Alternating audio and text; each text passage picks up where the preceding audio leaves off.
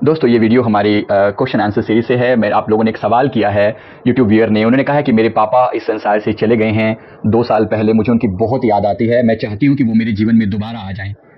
ऐसे ही किसी और लेडी ने भी सवाल किया है। उन्होंने कहा है कि मेरे हस्बैंड को अभी 6 महीने पहले एक्सपायर हो गए, क्या मैं उनसे दोबारा कभी मिल पाऊंगी। ऐसे ही किसी और व्यक्ति का भी सवाल है। उन्होंने अपने बेटे के बारे में कहा है कि मेरा बेटा एक्सपायर हो गया था, क्या वो मेरे जीवन में दोबारा आए, मैं ऐसा चाहता हूं, तो क्या ऐसा करना उचित है। मेरा आंसर इस बारे में क्या है, शायद और भी लोगों के मन में ऐसा आता हो, इसलिए मैं इसका जवाब दे रहा हूं। ऐसा करना बिल्कुल भी उचित नहीं है। बिल्कुल क्लियर कट इसका आंसर है। बिल्कुल भी आप कुदरत के नियमों में हस्तक्षेप मत कीजिए, प्लीज मत कीजिए। ये बहुत डेंजरस है, बहुत डेंजरस है। मैंने देखा कुदरत के बहुत सारे नियम जब डिफाइन ऊपर होते हैं, क्योंकि स्पिरिट गाइड से हम लोग कनेक्ट रहते हैं, और पास्ट लाइफ में जब खुद जाते हैं या किसी और को लेकर जाते हैं तो बहुत सारे ऐसे फैक्ट रिवील होते हैं। जहां भी किसी ने किसी भी आत्मा के साथ कोई संपर्क बनाने की कोशिश की या उनको किसी भी तरह से डिस्टर्ब किया या अपनी मेंटल एनर्जी से उनको रोका, वहां उनकी प्रोग्रेस पूरी तरह से रुक गई। जैसे उदाहरण के लिए, आप जब इस संसार में जब तक हम जो भी हम कर्म कर रहे हैं, जिस हिसाब से हमारी आखिरी इच्छा होती है, आखिरी वासनाएं हमारे मन में होती हैं, उसके बेसिस पे कुदरत हमारे लिए, नेचर, ये ब्रह्मांड हमारे लिए अगले जन्म का प्रबंध करता है, हमारे अगले जन्म की व्यवस्था होती है। अब जिस समय आपका कोई पर्सन यहां से शरीर छोड़कर गया, तो उसके लिए नेचर ने पहले से अरेंजमेंट किया हुआ है कि इसको लगभग साल भर के लिए इसको रिलैक्स किया जाएगा। आप मेरा दूसरा वीडियो देख सकते हैं कि जाने के बाद हमारे साथ क्या होता है। बहुत सारी चीजें मैंने उसमें डिस्क्राइब करी हैं, बहुत ही साइंटिफिक ढंग से उनके बारे में बताया है। मृत्यु के बाद के कुछ अनुभव के नाम से मैंने एक वीडियो डाला है, जिसका लिंक नीचे दिया हुआ है, आप देखें उसको। उसे जाने के बाद के जो अनुभव है उसके दौरान तो नेचर ने पहले से डिसाइड किया होता है कि इतना समय इसको रिलैक्स करवाना है, इतने समय के बाद इतने इसके कर्मों का हिसाब किताब होना है, रिव्यू होना है, उसके बाद इसका अगला जन्म इतने दिनों के बाद होना है। अगले जन्म के डिसीजन भी आज हो रखे हैं, ये आपको पता होना चाहिए। बिल्कुल क्लियर कट डिफाइन होता है वो। अभी भी मुझे अपने जीवन के बारे में बहुत अच्छे से पता है कि मुझे कब तक मरना, कब तक मुझे जीना है, कब मरना है, अगला जन्म कब होना है, वो बातें तक भी डिसाइडेड है।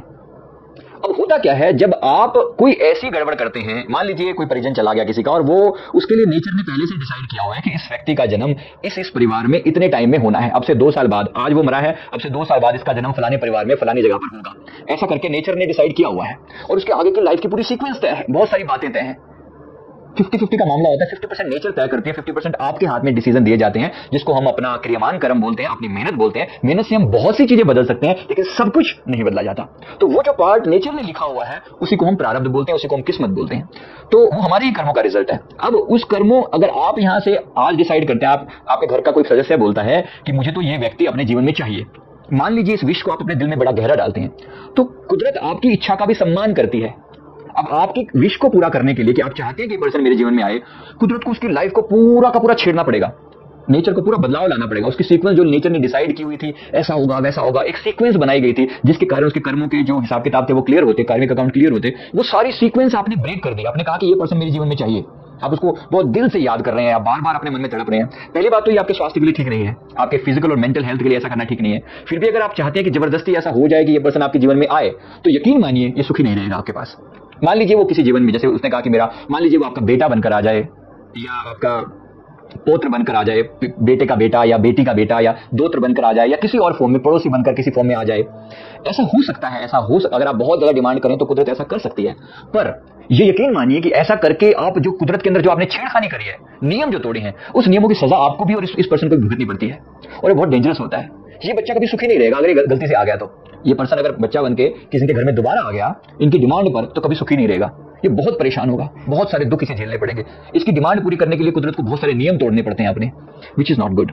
ब्रह्मांड से ज्यादा हम इंटेलिजेंट नहीं है। इसी चीज को हम समर्पण बोलते हैं। समर्पण का अर्थ है यूनिवर्स की इतनी जो माहीन, इतनी जो बारीक कैलकुलेशन है, इतनी जो महान उसकी एग्जिस्टेंस है, उसको नमन किया जाए, उसको नमस्कार किया जाए। कि इसी को हम कहते हैं कि भगवान की इच्छा का सम्मान करना। वो ब्रह्मांड, उसी को हम परमात्मा कह देते हैं। हम कहते हैं प्रभु आपकी लीला अपार है, अनंत है, हम आपका पार नहीं पा सकते। तो सच में पार नहीं पाया जा सकता। हजारों लाखों करोड़ों पृथ्वियां हैं, उन पृथ्वियों पर करोड़ों तरह के लोग जी रहे हैं। उन करोड़ों अरबों खरबों, कितने अरब बोलूं उतने सबका हिसाब किताब ही कुदरत रख रही है। कौन कहां मर रहा है, कौन कहां जी रहा है इस पृथ्वी पर, कितनी, इस पृथ्वी की ही पॉपुलेशन को आप देख लो, कौन हिसाब किताब रख रहा है कि किसके जीवन में कौन से कार्मिक कब आ रहे हैं। इतनी महान जो कैलकुलेशन चल रही है, इसको नमस्कार ना करें तो क्या करें। तो इसको नमस्कार ही किया जाए, सरेंडर कर दिया जाए। सरेंडर का अर्थ है कि जो तेरी इच्छा वही मेरी इच्छा, जो तुझे लगे अच्छा वही मेरी इच्छा। तो ये परमात्मा की विल के आगे सरेंडर कर देना, जो हुआ है उसको सरेंडर करके शांत हो जाना, रिलैक्स कर देना, और जो परिजन आपके घर से जा चुका है उनके मन का रिश्ता उनसे तोड़ लें ताकि उनकी सोल यहां से रिलीज हो सके।